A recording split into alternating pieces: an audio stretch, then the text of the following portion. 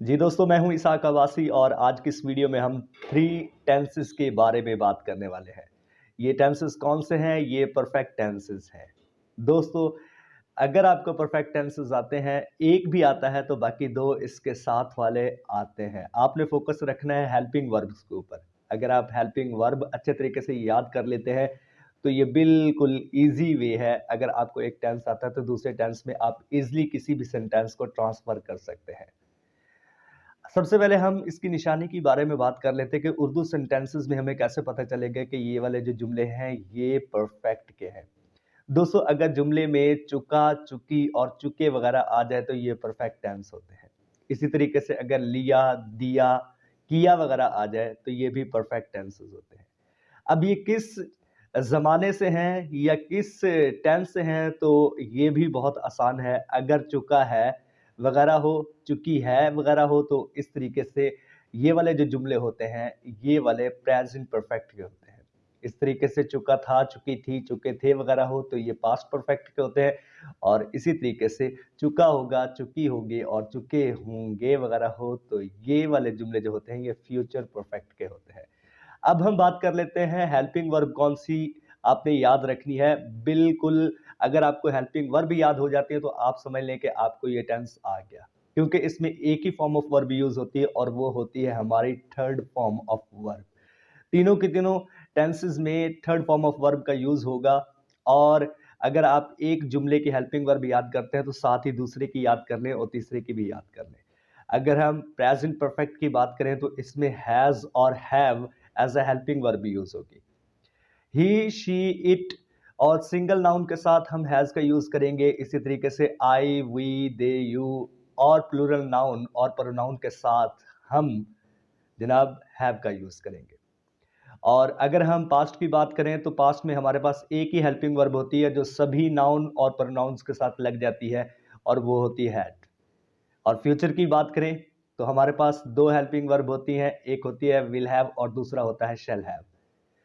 आई और वी के साथ शैल हैव लगता है, बाकी सब के साथ विल हैव लगता है। अब हम प्रैक्टिस के लिए कुछ जुमले जो हैं उनकी इंग्लिश बना लेते हैं। मैं अपना काम मुकम्मल कर चुका हूँ। I have completed my work. मैं अपना काम मुकम्मल नहीं कर चुका हूँ। I have not completed my work. क्या मैं अपना काम मुकम्मल कर चुका हूँ? Have I completed my work. मैं अपना काम मुकम्मल कर चुका था। I had completed my work. मैं अपना काम मुकम्मल नहीं कर चुका था। I had not completed my work. क्या मैं अपना काम मुकम्मल कर चुका था?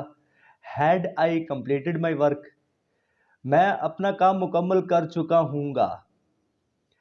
आई shall have completed my work. मैं अपना काम मुकम्मल नहीं कर चुका हूँगा। I shall not have completed my work. क्या मैं अपना काम मुकम्मल कर चुका हूँगा? Shall I have completed my work. मैं क्रिकेट खेल चुका हूँ। I have played cricket. मैं क्रिकेट नहीं खेल चुका हूँ। I have not played cricket. क्या मैं क्रिकेट खेल चुका हूँ? Have I played cricket. मैं क्रिकेट खेल चुका था। I had played cricket. मैं क्रिकेट नहीं खेल चुका था। I had not played cricket. क्या मैं क्रिकेट खेल चुका था? Had I played cricket. मैं क्रिकेट खेल चुका हूँगा। I shall have played cricket. मैं क्रिकेट नहीं खेल चुका हूँगा। I shall not have played cricket. क्या मैं क्रिकेट खेल चुका हूँगा? Shall I have played cricket. वो खाना पका चुकी थी। She had cooked food. वो खाना नहीं पका चुकी थी। She had not cooked food. क्या वो खाना पका चुकी थी? Had she cooked food. वो खाना पका चुकी होगी। She will have cooked food. वो खाना नहीं पका चुकी होगी। She will not have cooked food. तो दोस्तों, इस तरीके से आप जितने भी जो जुमले हैं उनको एक टेंस से दूसरे टेंस में ट्रांसफ़र कर सकते हैं। बिल्कुल ईज़ी मेथड है। आपने सिर्फ हेल्पिंग वर्ब याद रखनी है और एक टेंस में जो हम हेल्पिंग वर्ब यूज़ कर रहे हैं, हैज़ और हैव को अगर हम उसकी जगह पे हैड लिख दें तो ये पास्ट में शिफ्ट हो जाएगा और अगर हमें हैड वाला जुमला भी बनाना आ गया तो उसकी जगह पे अगर हम विल या शैल सब्जेक्ट के अकॉर्डिंग लगा देंगे तो ये वाला जो सेंटेंस होंगे, ये सारे के सारे सेंटेंसेस हम फ्यूचर में कन्वर्ट कर सकते हैं। दोस्तों, आप भी प्रैक्टिस कीजिए और प्रैक्टिस करते रहिए। कीप प्रैक्टिसिंग और आगे बढ़ते रहिए। Keep moving. अपने दोस्त इसाक अब्बासी को अपनी दुआ में याद रखिएगा। अल्लाह हाफिज़, अल्लाह निगहबान।